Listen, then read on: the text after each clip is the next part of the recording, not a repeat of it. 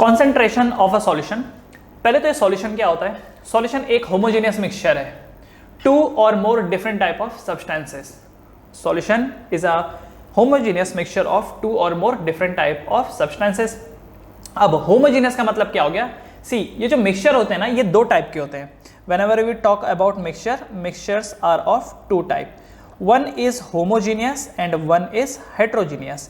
एक होता है homogeneous और एक होता है heterogeneous। homogeneous मिक्सचर वो मिक्सचर है जिसमें आप कहीं से भी सैंपल उठाएंगे और वहां का जो कॉन्सेंट्रेशन है वो सेम आएगा। बेसिकली जैसे आप कोक ले लीजिए, पेप्सी ले लीजिए, आप कहीं से भी उसका सिप पिए, ऊपर से पियो या फिर नीचे से पियो या मिडिल लेवल से पियो, कहीं से भी पियो, हर जगह सेम टेस्ट आएगा। ऐसा कभी नहीं होता कि जब आपने ऊपर से पिया तो अलग टेस्ट आ रहा है और जब नीचे से पिया तो अलग टेस्ट आ रहा है। तो जो होमोजेनियस मिक्सचर होते हैं ना, उसमें आप कहीं से भी सैंपल निकालिए, हर जगह पर आपको सेम कॉन्सेंट्रेशन मिलेगा। ऑलराइट, तो ये देखिए, ये जैसा ये यहां पर लिक्विड है, ठीक है, दिस इज अ सॉल्यूशन। मैंने क्या किया कि इस पोर्शन से सैंपल निकाला, फिर मैंने इस पोर्शन से निकाला। मान लेते हैं कि ये जो सॉल्यूशन है ये दो टाइप के सब्सटेंसेस से बना हुआ है, ए एंड बी से, ठीक है, दो से बना हुआ है। एंड मैंने क्या कहा कि ए एंड बी का जो रेशियो है ये 5:2 का रेशियो है। तो अगर मैं ये ऊपर वाले पोर्शन से निकालूंगा सैंपल तो भी मुझे 5:2 का रेशियो मिलेगा, और अगर मैं बॉटम से निकालूंगा तो भी 5:2 का रेशियो मिलेगा। तो ऐसे सब्सटेंसेस को हम बोलते हैं होमोजेनियस मिक्सचर। जैसे मैंने अभी बताया, पेप्सी, कोका कोला, फिर उसके बाद जो भी आप स्लाइस ये सब पीते हो, these are the homogeneous mixture, क्योंकि हर जगह कॉन्सेंट्रेशन ऑफ द जो भी उसके अंदर के कंपोनेंट है वो सेम रहते हैं। हेट्रोजेनियस मिक्सचर में क्या होता है कि आप जब अलग अलग पार्ट से सैंपल को निकालते हैं तो आप नोटिस करते हैं कि हर जगह का कॉन्सेंट्रेशन अलग अलग है ऑफ द कंस्टिट्यूएंट पार्टिकल्स। जैसे कि आपने कभी बटर मिल्क पिया, छाछ जिसको बोलते हैं हिंदी में, छाछ, बटर मिल्क, राइट। तो मट्ठा एक और शब्द है उसके लिए, मट्ठा, नॉर्थ इंडियन मट्ठा बोलते हैं उसको। तो आप वहां पर नोट करेंगे कि जब आप टेस्ट करते हैं ऊपर का, तो ऊपर आपको खट्टा ज्यादा और नमकीन थोड़ा कम लगेगा, लेकिन जब आप नीचे का पिएंगे तो आपको ना नमक ज्यादा लगेगा। वहां पर नमक इन द सेंस जो इसमें मसाले डाला होता है, ऊपर मसालों का कम टेस्ट आएगा और नीचे मसालों का टेस्ट ज्यादा आएगा। तो ये जो मिक्सचर हो गया ये हेट्रोजेनियस मिक्सचर हो गया, क्योंकि हर जगह जो इसका कॉन्सेंट्रेशन है वो अलग अलग है, ऊपर मसाला कम है और नीचे मसाला ज्यादा है। तो जो कोई भी हेट्रोजेनियस मिक्सचर है, अगर आपको उसको कंज्यूम करना होगा तो पहले उसको शेक करना पड़ता है। इसलिए लिखा होता है कई जगहों पर कि शेक वेल बिफोर यूज। क्यों? क्योंकि हो सकता है चीजें सेटल डाउन हो गई हो, तो उसको शेक करो और वो वापस अपनी जगह पर आ जाता है। तो दो टाइप के मिक्सचर, हेट्रोजीनियस एंड होमोजीनियस। तो होमोजीनियस में हर जगह जो कंपोजिशन होता है वो सेम होता है, जबकि हेट्रोजीनियस में कंपोजिशन अलग अलग होता है।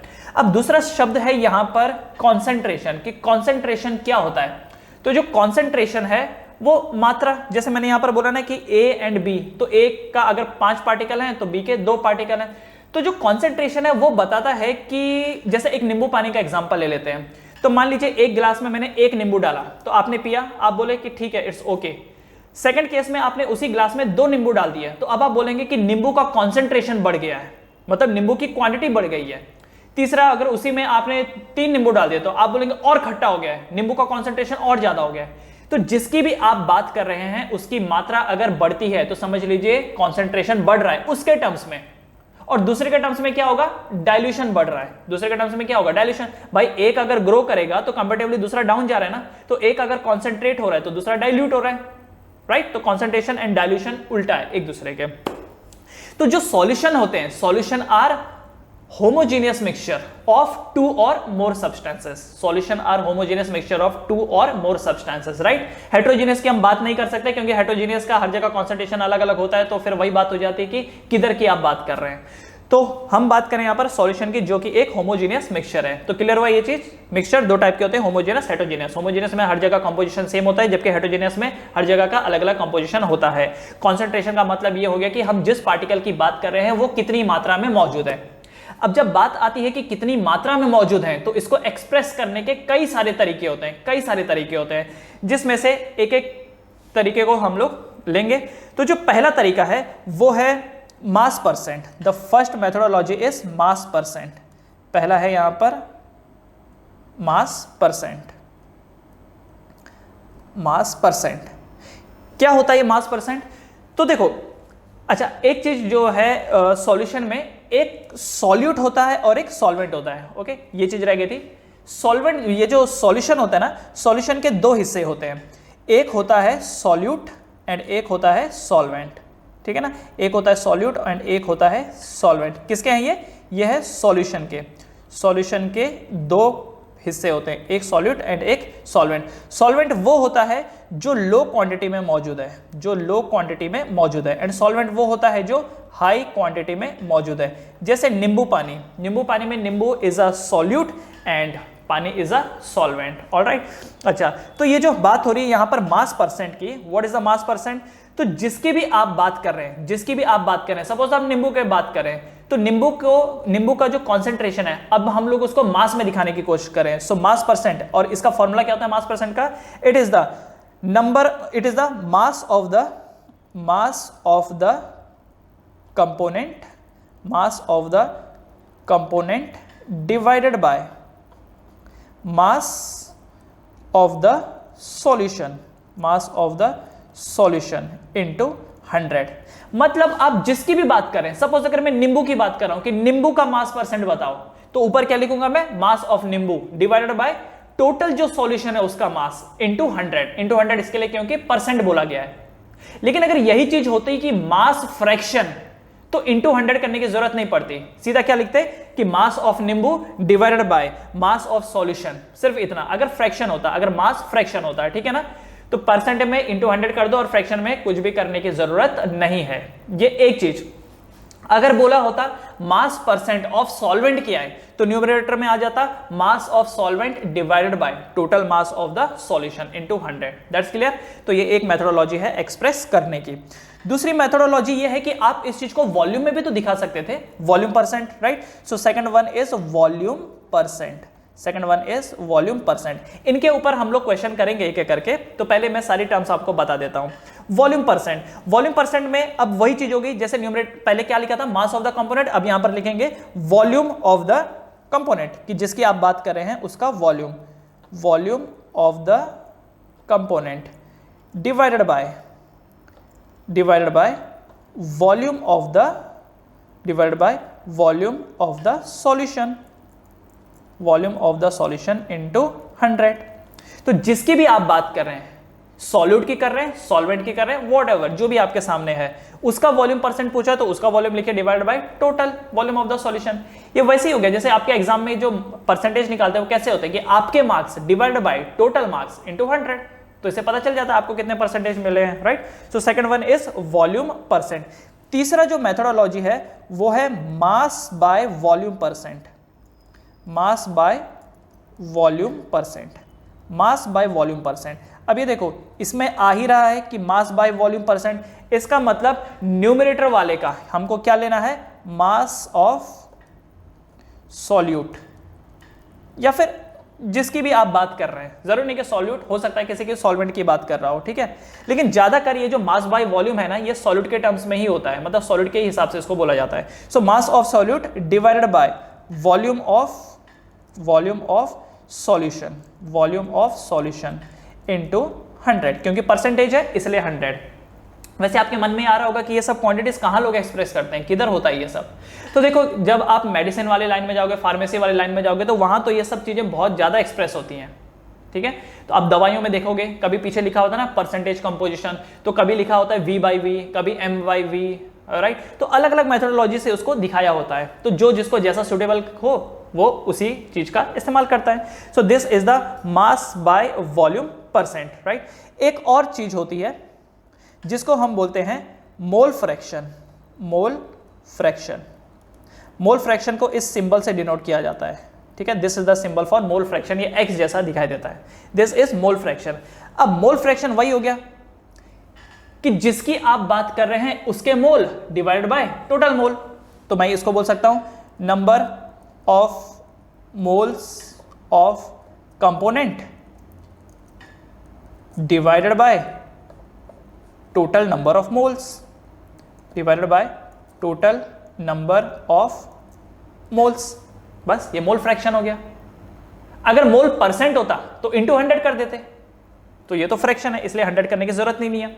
अब मान लीजिए कोई एक ऐसा सॉल्यूशन है जिसमें जो दो उससे बना हुआ है, दो कंपोनेंट से बना हुआ है, एक ए है और एक बी है। मान लेते हैं ए के n1 मोल है और बी के n2 मोल है। तो यहां पर कोई आपको बोले कि ए का मोल फ्रैक्शन बताओ, what is the mole fraction of A, तो आप लिखोगे number of moles of A divided by total mole. तो टोटल मोल कितना हो जाएगा, n1 प्लस n2।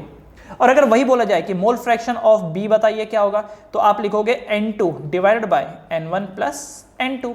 तो जिसकी आप बात कर रहे हैं वो न्यूमरेटर में आएगा और बाकी सब डिनोमिनेटर में। So this is the mole fraction. उसी तरीके से एक और क्वांटिटी है जैसे part per million, part per million, part per million, alright, जिसको शॉर्ट में ppm भी बोला जाता है।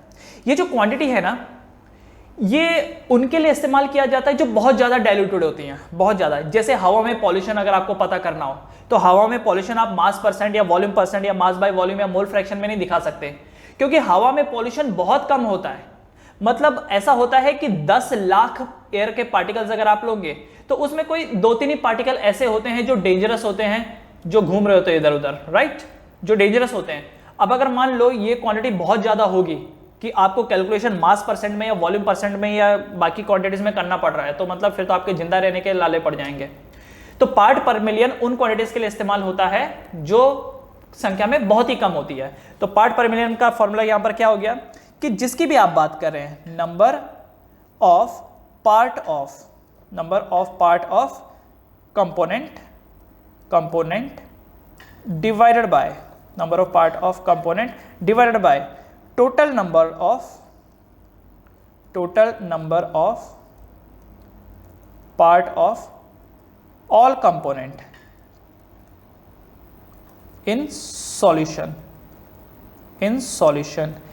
into 10 to the power 6 into 10 to the power 6 into 10 to the power 6। जैसे परसेंटेज में आप 100 से मल्टीप्लाई करते हैं और वो परसेंटेज हो जाता है, यहां पर आपको 10 to the power 6 से मल्टीप्लाई करना है, क्योंकि पार्ट पर मिलियन, ये देखिए 10 to the power 6 मतलब 1 2 3 4 5 6, देख रहे हो। तो इसका मतलब कितना हो गया, 10 लाख। 10 to the power 6 का मतलब कितना हो गया, 10 लाख। 10 लाख मतलब क्या, 1 मिलियन। अच्छा, इसको इस टर्म्स में देखिए, 1 2 3 4 5 6, ये देखो क्या ये 1 मिलियन है, 1 मिलियन ही तो 10 लाख होता है। तो इसीलिए बोल रखा है पार्ट पर मिलियन कि number of part of the component divided by total number of part of all component in the solution into 10 to the power 6। This is the part per million. Clear है। तो ये पांचवा point हो गया आपका। उसके बाद छठवां पॉइंट सिक्स्थ,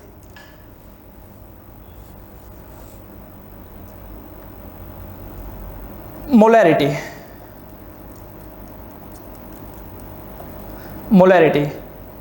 इसको कैपिटल एम से डिनोट किया जाता है। Molarity is capital M. तो ये होता है number of moles of solute, number of moles of solute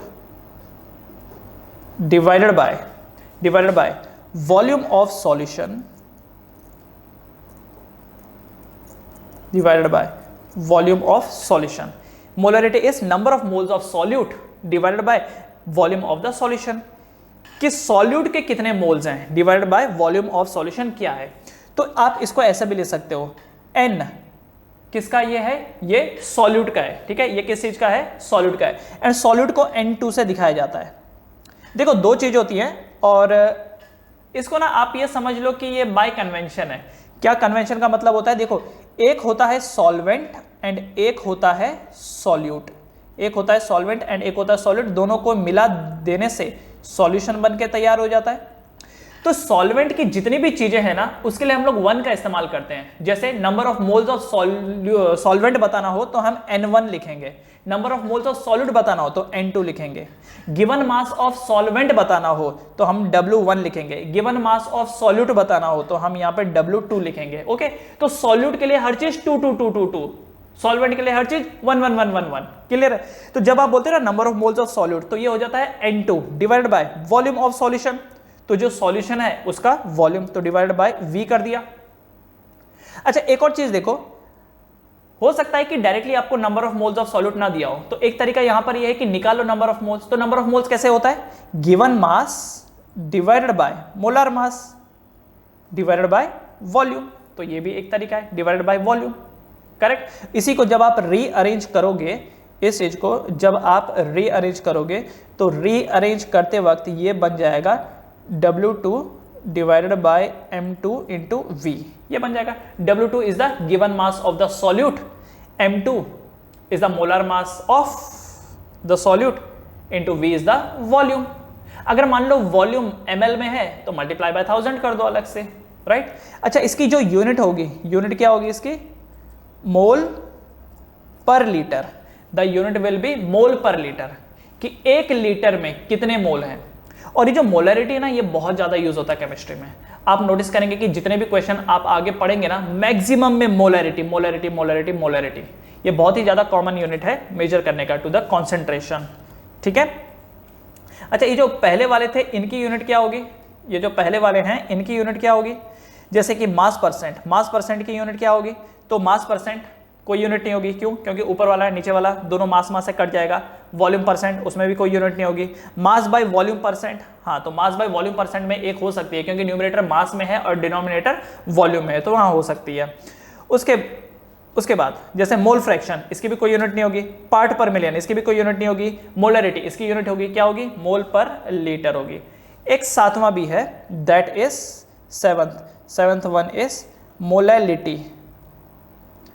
molality, तो मोलैलिटी को स्मॉल m से डिनोट किया जाता है। Molality is number of moles of solute divided bye